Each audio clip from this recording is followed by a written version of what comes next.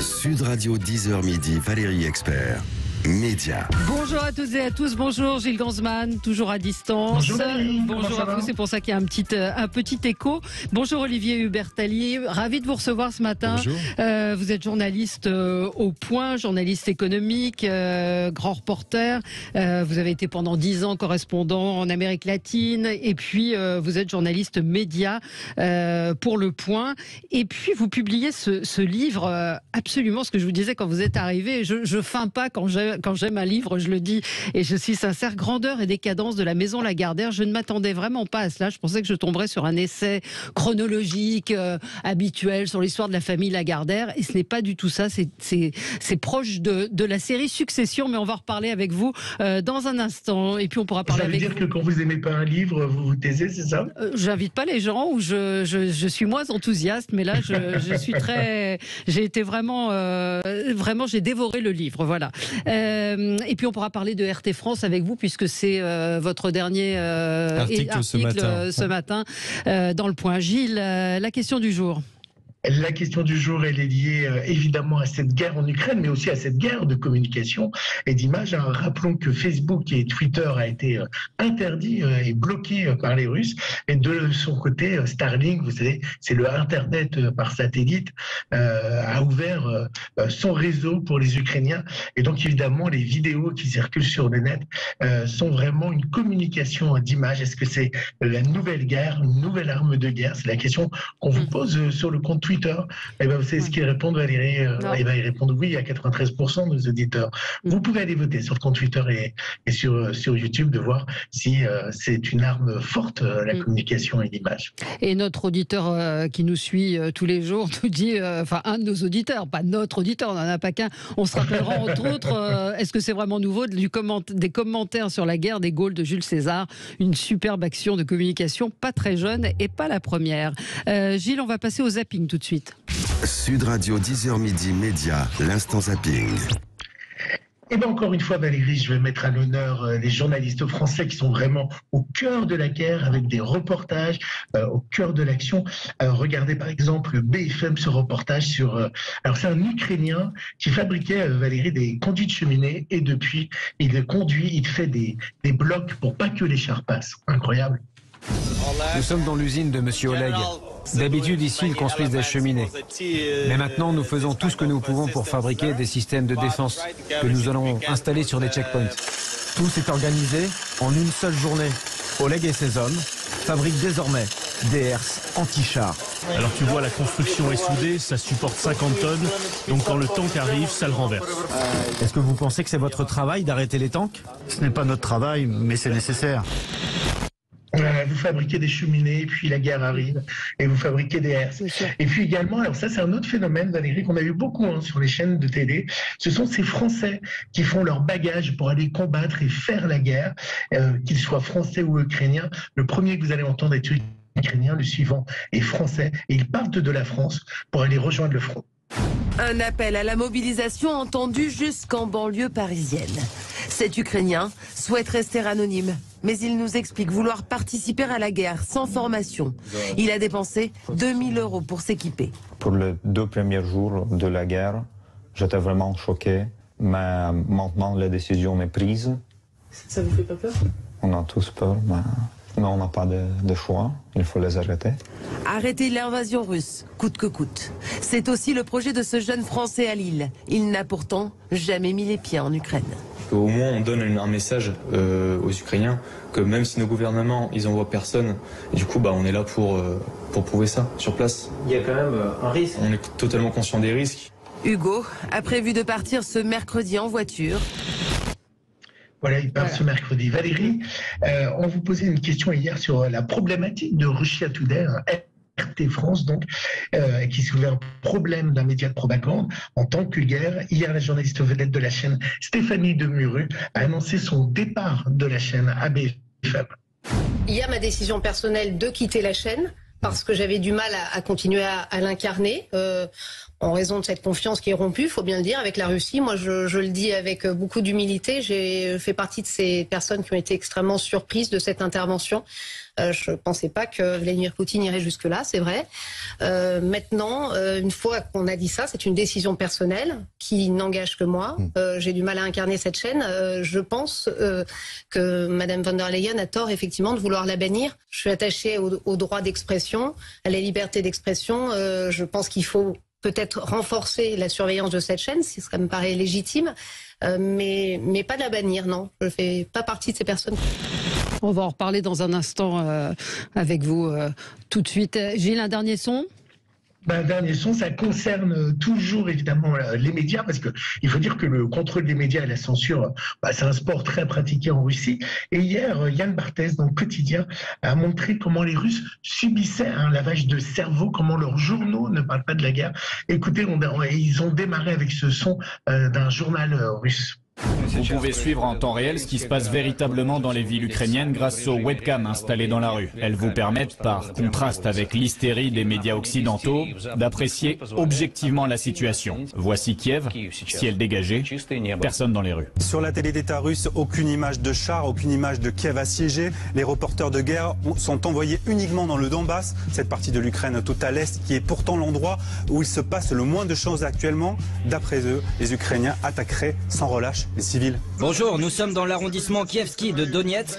Il y a à peine quelques heures, il y a eu des tirs de l'artillerie ukrainienne dans les quartiers résidentiels. Les rumeurs d'invasion qui circulent, ce ne sont que des fake news selon ce journaliste pro-gouvernement. Il y a des pétitions qui se basent sur de fausses informations, sur des prétendus tirs contre des villes ukrainiennes. Ce n'est pas le cas. Les actions de la Russie sont par essence anti-guerre. Voilà. Oui, vous avez vu Valérie, il n'y a pas de tir sur l'Ukraine. Non, mais c'est des choses qui sont relayées en France également. Je l'ai vu par certains comptes, évidemment, qui reproduisent ces images pour dire il n'y a pas de guerre. Olivier Hubert-Alive, donc vous avez aujourd'hui, on va parler avec vous de Grandeur et décadence de la Maison Lagardère, mais vous avez aujourd'hui publié sur le site du Point un article sur la chaîne RT. Oui, alors qu'est-ce que vous en pensez de cette décision ? Quoi qu'on pense de ce que diffuse Russia Today RT, on est quand même un pays de liberté d'expression. Donc il y a deux choses à distinguer avec RT, c'est qui diffuse et qui l'autorise. Là, YouTube vient d'annoncer qu'il fermait la chaîne RT. Donc c'est un acteur privé qui décide de son propre chef. Alors il a le droit, c'est son droit, mais ça montre la puissance de YouTube et des GAFA qui est devenue celle presque d'un État. Après, pour ce qui est de la diffusion comme une chaîne normale, il y a une autorité indépendante qui s'appelait le CSA, qui s'appelle aujourd'hui l'ARCOM, qui décide de ça. C'est pas Jean-Luc Le Drian, ministre français des Affaires étrangères, ni la présidente de la Commission européenne qui vont décider de bannir en un claquement de doigts RT. Il y a des procédures, il faut respecter les procédures, sinon on dit que il y aura plus d'état de droit en France. Quoi qu'on pense de la chaîne RT, et pour certains évidemment, elle sert à la propagande russe, pour d'autres non, elle essaye d'équilibrer. Vous regardez son site internet, c'est vrai qu'on peut voir le sort des réfugiés ukrainiens par exemple, mais il s'agit vraiment de respecter les procédures de droit et d'accepter le pluralisme des opinions et de faire les choses dans le bon droit. Oui, mais ça fait partie des sanctions. C'est ce qu'a répondu Jean-Yves Le Drian en disant on parle pas de droit, on parle de sanctions et ça en fait partie. C'est l'argument aujourd'hui. Oui, c'est une sanction, mais est-ce que c'est une sanction du fait qu'on soit en guerre ? Mais la France n'est pas en guerre contre l'Ukraine. Non, c'est une situation, on va en reparler tout à l'heure, un petit peu très, très compliquée. On l'a vu dans le zapping, certains journalistes comme Frédéric Tadei ou Stéphanie Demureux qui ont décidé de ne plus participer, de ne plus travailler pour cette chaîne, ou en tout cas de se mettre en disponibilité. Mais c'est vrai que vous évoquiez YouTube, mais on pourrait imaginer que Free, Bouygues, toutes les autres box décident de ne plus diffuser la chaîne aussi. Alors je les ai appelés tous hier, et justement tous me disaient il est hors de question, on n'est que des transporteurs de signal, il est hors de question qu'on fasse quelque chose de notre propre chef, on respecte les procédures, donc ils attendent en fait un geste de l'ARCOM, de l'autorité. Oui, c'est ça, c'est pas eux de leur plein gré qui le font. Contrairement à YouTube. Grandeur et décadence. Enfin, Valérie, il y a aussi les chaînes sont rémunérées par les Free, par les Bouygues. Il y a des échanges, il y a des transferts d'argent parfois. Donc c'est pas aussi simple. Ils sont pas aussi transporteurs que ça. Et puis ils diffusent aussi des informations. Certains aimeraient les responsabiliser, comme comme diffuseur. Donc attention, hein, le débat n'est pas non, clos. mais soit la chaîne ne respecte pas ce que vous disiez, Olivier Hubertelli, soit la chaîne ne respecte pas ses engagements et fait. Enfin, il y a des sanctions éditoriales qui peuvent exister. Le CSA, enfin l'Arcom peut être saisi. Donc, à partir du moment où il n'y a pas de sanctions éditoriales, pourquoi interdire la chaîne? Exactement. Pour l'instant, parce qu'on ne peut pas tout dire, Valérie. On ne peut pas tout dire. C'est-à-dire? Alors dans ce cas-là, on peut créer n'importe quelle chaîne. Je comprends pas ce que vous dites. Si le fait d'avoir un canal de diffusion vous permet de tout dire, dans ce cas-là, c'est l'ouverture à n'importe quelle chaîne. On ne peut pas tout dire. Oui, mais bon, compliqué, on en reparlera. Olivier Hubertelli, vous êtes là pour nous parler de votre livre « Grandeur et décadence de la Maison Lagardère ». C'est paru aux éditions du Seuil. C'est un livre qui ne ressemble à aucun autre en ce qui concerne les essais. En général, quand on fait la saga d'une grande famille, on commence par la création de l'entreprise et c'est chronologique. Là, c'est très, ça fait très série télévisée. En fait, ça m'a fait penser à Succession. C'est très visuel. Quand vous êtes arrivé, je vous ai dit, vous devriez écrire un roman parce que c'est écrit de cette manière-là. C'est-à-dire qu'il y a énormément de détails. C'est presque voyeur parfois parce que la vie, vous le dites d'ailleurs, la vie de la famille de Lagardère est un roman. C'est ce qui vous a, décidé à vous attaquer à ce monument? Oui, tout à fait. Moi, ça fait plusieurs années que je tourne autour du groupe Lagardère et depuis les débuts des années 2000, quand j'ai commencé au quotidien économique Les Échos, mais surtout quand j'ai commencé à enquêter sur le groupe Lagardère pour Le Point et que j'ai rencontré Arnaud Lagardère, j'ai découvert une foule de personnages vraiment haut en couleur. Il y a par exemple le communicant Ramzi Kiroun, qui est un jeune venu de Sarcelles, qui a côtoyé Dominique Strauss-Kahn et bien d'autres. Il y a Anne Méo, qui est une communicante qui a travaillé avec François Fillon, Carlos Ghosn. Bref, il y avait plein de personnages, les banquiers d'affaires, les mannequins aussi, Jade Lagardère, la femme d'Arnaud. Betty Lagardère, la rencontre. Betty Lagardère aussi, qui est aussi une mannequin étrangère, la deuxième femme de Jean-Luc Lagardère. Bref, plein de personnages truculents. Et quand les milliardaires, Vincent Bolloré, Bernard Arnault sont arrivés en 2020 au capital du groupe Lagardère, la saga a viré un peu au polar. Je me suis dit qu'il y avait une matière vraiment à un roman qui parle de la France, de la vie économique et politique des 60 dernières années. On traverse l'histoire de la France, des médias, évidemment, puisque Jean-Luc Lagardère avait constitué un empire. Et on va parler de cette décadence, justement, ce qui a complètement pulvérisé son fils. Il avait des journaux, il avait Elle, il avait Télé 7 jours, il avait France Dimanche, Ici Paris, la 5. Moi, j'avais oublié cet épisode de la 5e chaîne, celle qui s'appelait la 5, fiasco total. Et puis c'est l'armement, c'est le foot. Il y avait plein de domaines dans lesquels Jean-Luc Lagardère s'était investi. Tout à fait, c'était un énorme conglomérat. Pour rappeler à nos auditeurs, le groupe Lagardère, c'est Hachette, premier groupe d'édition français, 3e groupe mondial, un grand groupe. C'est aussi beaucoup de médias, beaucoup moins aujourd'hui. Il reste la radio Europe 1, il reste la revue Paris Match. Oui, la radio Europe 1 qui va pas très bien en termes d'audience. Il lui reste que Paris Match et le journal du dimanche qui sont en proie, qui sont en vue d'être dépecés aussi. Oui, avec Vincent Bolloré et son groupe Verdi qui ont des vues évidemment sur ces médias. C'est un groupe qui a beaucoup rétréci depuis la mort de Jean-Luc Lagardère en 2003. Jusqu'à aujourd'hui, donc presque 20 ans de gestion d'Arnaud Lagardère, son fils, et il est passé à peu près on va dire qu'il a été divisé par 3 en termes de chiffre d'affaires, il est passé à peu près de 15 milliards d'euros de chiffre d'affaires. Il y avait avant EADS Airbus dans le groupe, et aujourd'hui on a un groupe de 5 milliards d'euros de chiffre d'affaires. Est-ce que, en fermant le livre, je me suis dit, je ne sais pas vraiment qui est Arnaud Lagardère.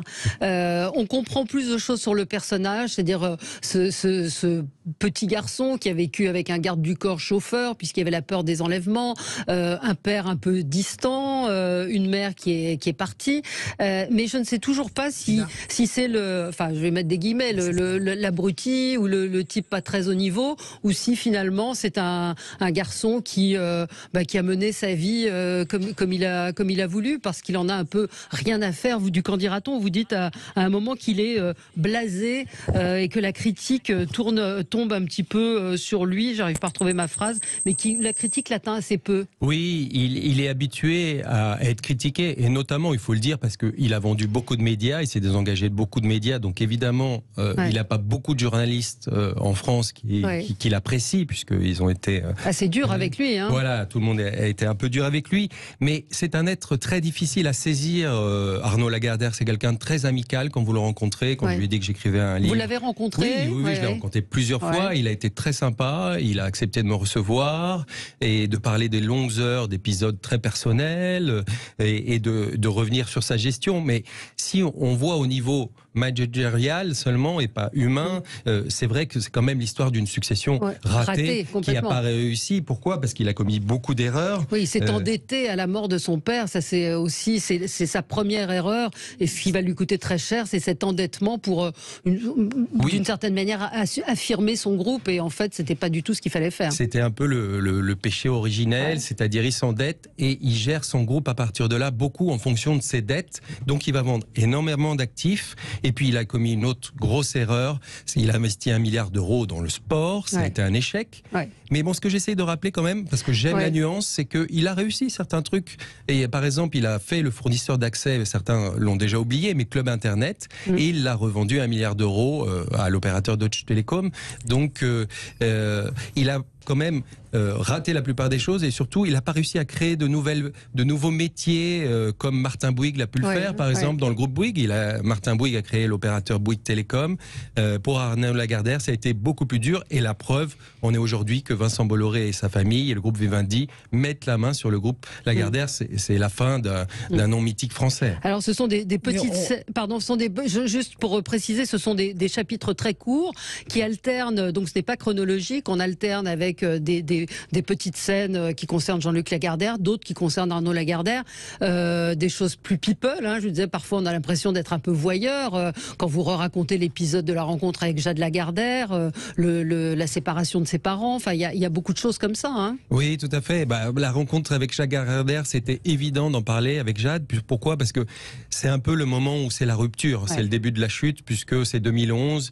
Il tombe amoureux de cette femme très belle qui a 30 ans de moins que lui et tout d'un coup il décide de faire des interviews télévisées et il devient un peu la risée de certains patrons à Paris et tout le monde dit mais il gère plus son groupe et donc c'était très important pour moi d'évoquer aussi le côté intime puisque on sait bien les choses sont liées quand on est manager, il y a une vie et c'est quelqu'un de très fermé quand même, il vit avec sa famille, il amène ses enfants à l'école, il voit ses enfants le soir, il est très famille, on lui connaît très peu d'amis, donc ce côté un peu solitaire me fascinait aussi. Vous touchez. Gilles, pardon, je vous ai coupé la parole. Moi je voulais savoir en fait quelque chose, alors peut-être nos auditeurs n'ont pas vu les photos de Jade Lagardère, allez sur Instagram, vous verrez des photos assez étonnantes de Jade Lagardère, je vous vois sourire Olivier.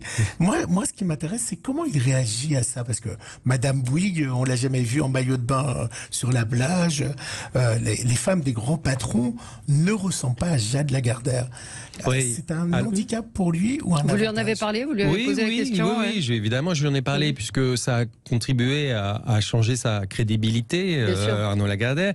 Il le vit ça d'une manière, il le dit clairement, j'y peux rien, ma femme, sa profession est mannequin, et c'est vrai qu'elle a été mannequin, et je le raconte un peu depuis les premiers défilés, depuis 13 ans, qu'il a toujours chapeauté, il a toujours marrainé, et donc il dit, j'y peux rien si ma femme est mannequin et si elle pose en maillot de bain sur les photos, c'est son job. Voilà, c'est un peu sa manière de... C'est pas des photos de mannequins, il y a des poses quand même assez suggestives ou des poses assez étonnantes quand même. C'est une femme de la jeune génération qui est sur les réseaux sociaux et Instagram depuis sa plus grande jeunesse.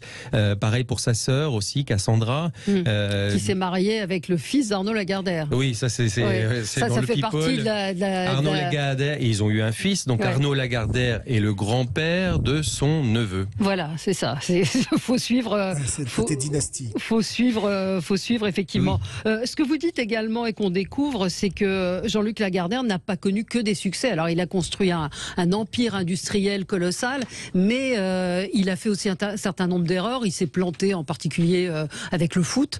Il a investi énormément d'argent dans Matrin. Oui. Il y a eu des mais ça fait partie, j'ai envie de dire, de la vie aussi d'un groupe industriel. Oui, de la vie entrepreneuriale. Ouais. C'est vrai qu'il a réussi, Matra Automobile, gagner les 24 heures du Mans dans les années 70. Mais il a eu 2 gros échecs, vous le disiez. Il y a eu le Matra Racing. Ça, c'est la passion du foot, la passion du ballon rond. Il a investi des millions et des millions. C'était les années fric.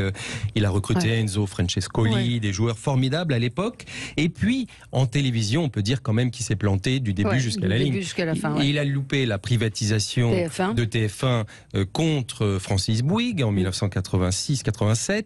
Et après, il a tenté de se rattraper en essayant de reprendre la 5 avec Robert Hersan, qui lui a vendu la 5, mais il s'est fait un peu avoir. Et il s'est retrouvé avec Berlusconi dans l'affaire. Donc ça a été vraiment... il a perdu des millions et des millions. Il a failli d'ailleurs perdre le groupe à ce moment-là.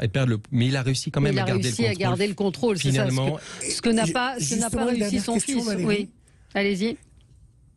Est-ce que Arnaud Lagardère est ruiné, comme on dit? Est-ce que les finances, il n'en a plus? Non, alors grâce au soutien de Bernard Arnault et de Vincent Bolloré, il a reçu des millions d'argent frais. Et aujourd'hui, ce qu'il me dit, c'est qu'il a une dette de moins de 100 millions d'euros, qui est gérable puisqu'il a toujours une participation dans son groupe du capital. Il a à peu près 11% du capital de son groupe, ce qui lui permet aujourd'hui de souffler. D'un point de vue financier, la question est réglée. Par contre, évidemment, il a perdu le contrôle du groupe. Et il y a ce côté un peu monarchique aussi dans ce groupe qui m'a fasciné. C'est Arnaud Lagardère, c'est un peu le fils du roi qui a hérité, donc il est ce roi. Et il y a un ancien manager qui dit et qui parle de cette cour qui est formée autour de lui, qui dit, je vous le cite, c'est un ancien dirigeant qui paraphrase un vers de Charles Baudelaire. Il dit: Arnaud Lagardère est le roi d'un pays pluvieux, riche mais impuissant, jeune et pourtant très vieux, qui, de ce précepteur méprisant les courbettes,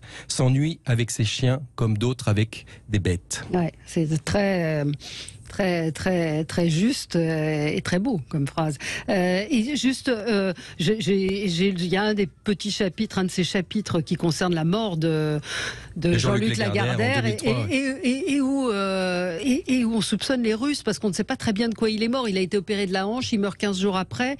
Et c'est Jean-Louis Gergorin qui vous le dit, qui pète les plombs et qui dit mais est-ce qu'il n'a pas été empoisonné par les Russes? Tout à fait. Jean-Louis Gergorin, qui est un stratège formidable, qui a contribué à constituer ADS et Airbus, qui tout d'un coup pète les plombs à la mort de son patron et qui pense que Jean-Luc Lagardère a été empoisonné alors qu'en fait il a été atteint d'une maladie rare. Après s'être fait opérer de la hanche pour continuer à jouer au tennis. Et Jean-Louis Gergorin, c'est lui qui est à l'origine aussi de l'affaire Clearstream. C'est vrai qu'il a terminé en maison de repos et aujourd'hui il a passé l'étape. L'une des erreurs, me signale Eric Revel, qui sera avec nous tout à l'heure, ça a été aussi la vente des 15% de ADS qui a complètement... Au pire moment, l'action était vraiment pas bien valorisée et finalement s'il avait attendu un peu plus de temps, comme dit un de ses proches, il serait le roi du pétrole, il aurait été le roi du pétrole. Grandeur et décadence de la maison Lagardère, c'est passionnant, ça se lit comme un roman, presque comme un polar. Il y a un côté succession, les drames, les incompréhensions, le poids du père, des épisodes un petit peu plus futiles mais qui constituent ce qu'est la famille Lagardère. C'est à lire, donc Olivier Hubertalli, Grandeur et décadence de la maison Lagardère, c'est aux éditions du Seuil. Merci d'avoir été avec nous ce matin. Nous on se retrouve dans un instant pour continuer à débattre. À tout de suite. Sud Radio, 10h midi, Valérie Expert.